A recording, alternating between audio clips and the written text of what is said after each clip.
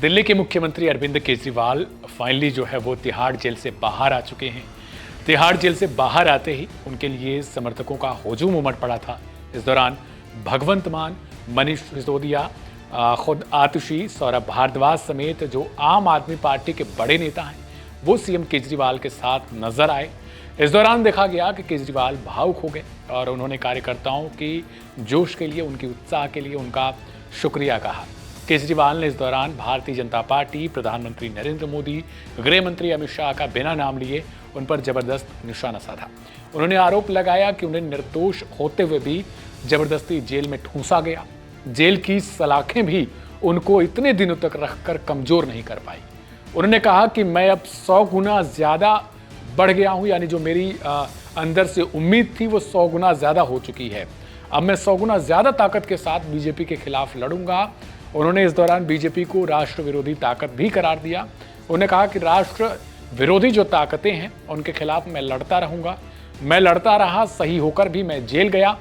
इस दौरान सीएम केजरीवाल ने कहा कि भगवान ने सच का साथ दिया और उन्होंने कहा, खुद के लिए कहा कि मैं सच्चा था, इसलिए ईश्वर ने मेरी सहायता की।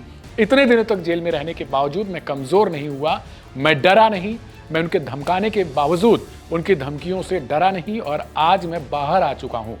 केजरीवाल ने इस दौरान कहा कि आगे भी वो इसी तरीके से अपनी लड़ाई जारी रखेंगे। गौरतलब है कि हरियाणा में विधानसभा चुनाव होने वाले हैं। इससे पहले ही मुख्यमंत्री केजरीवाल का बाहर आना अपने आप में कहीं ना कहीं बीजेपी और कांग्रेस के लिए भी बड़ी मुसीबत है।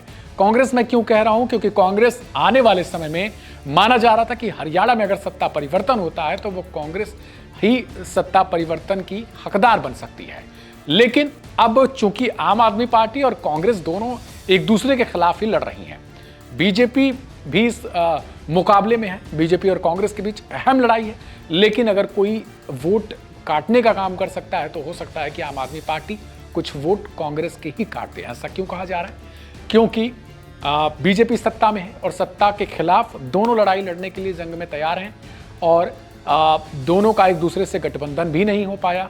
ऐसे में जिस प्रकार से लोकसभा चुनाव के बीच में अरविंद केजरीवाल चुनाव प्रचार के लिए बाहर आए थे, ठीक उसी प्रकार से हरियाणा विधानसभा चुनाव और जम्मू कश्मीर विधानसभा चुनाव से पहले ही अरविंद केजरीवाल को जमानत मिल चुकी है। लेकिन जमानत के बाद क्या कुछ वो कह रहे हैं, बाहर आए हैं तिहाड़ जेल से, अब क्या कह रहे हैं वो थोड़ा सा हम आपको जरूर सुना देते हैं। सुनिए। आज मैं आपको कहना चाहता हूँ, मैं जेल से बाहर आया हूँ, मेरे हौसले 100 गुना ज्यादा बढ़ गए हैं।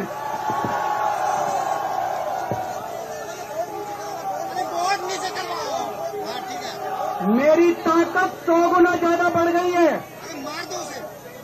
इनकी जेल की मोटी मोटी दीवारें, इनकी जेल की सलाखें केजरीवाल के हौसले को कमजोर नहीं कर सकती। मैं भगवान से प्रार्थना करता हूं, जैसे आज तक ऊपर वाले ने मेरे को रास्ता दिखाया, ऊपर वाले ने मेरे को ताकत दी, ऐसे ही भगवान मुझे रास्ता दिखाता रहे, मैं देश की सेवा करता रहूं और ये जितनी राष्ट्र विरोधी ताकतें हैं जो देश के विकास को रोक रही हैं, जो देश को बांटने का काम कर रही हैं, जो देश को अंदर से कमजोर करने का काम कर रही हैं, जिंदगी भर में इनके खिलाफ लड़ा हूं, आगे भी ऐसे ही लड़ता रहूंगा। भारत माता की, भारत